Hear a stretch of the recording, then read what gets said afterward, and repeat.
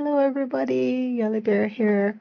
Today I am introducing my watercolor postcards.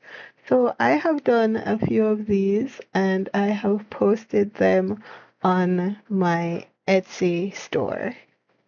And so I am here to tell you a little bit about them and how to use them to send them to your friends and family and loved ones. Let's take this card for example.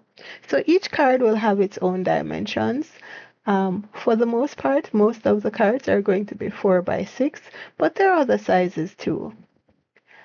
When I list them, I will put the exact size of the card on the listing so there will be no mix-ups. On the back of the card is the posty bits. So this is the postcard bit where you can write the name and address of the person who you're sending it to. So here's how this section works. You put your postage stamp here. So I do recommend that you put a return address here. This is the address that, just in case something happens and the card doesn't get to the person you want it to, Canada Post or US Post will know who to send the card back to when they get it back in the mail. So then the important address is the destination address, and the destination address goes in this section here.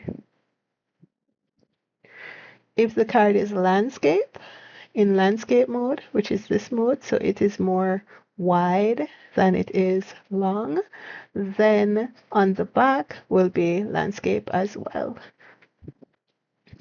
More than likely though, if the card is in portrait mode, which means it is more long than wide, on the back it would be that way as well. So it would be a longer card information. But same thing, you put your postage stamp here, your return address goes into this imaginary box right here, and the person you're sending it to, the address goes here. Here's a card where it's in portrait mode. However, on the back, it's in landscape mode. So if your card is like this, the pictures of what the front looks like and what the back looks like will be posted in the listing so that there will be no mix-up. If you're someone who likes to write a personal note on the back of their card, here's my recommendation for that. You would put your postage stamp here and your address, your return address here. You would then try and divide your card, the line part, into two. And this section would be for your address of the destination that it's going to. And then this section will be for the note, your personal note that you want to write. I have an example of how to address your card. Let's try and go through it. So here's a very crude example of what your card will look like at the back. Here's the stamp section, so you'll stick your stamp here. You'll write your from address, the address that just in case anything happens, they will return it to this address. So you'll write it here in the corner.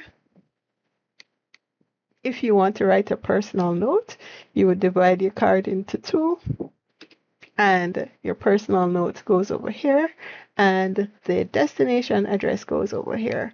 One thing to note though, you want to have some quiet areas around your address to make sure that the postage agent who is getting your postcard to its destination has a clear view of the address.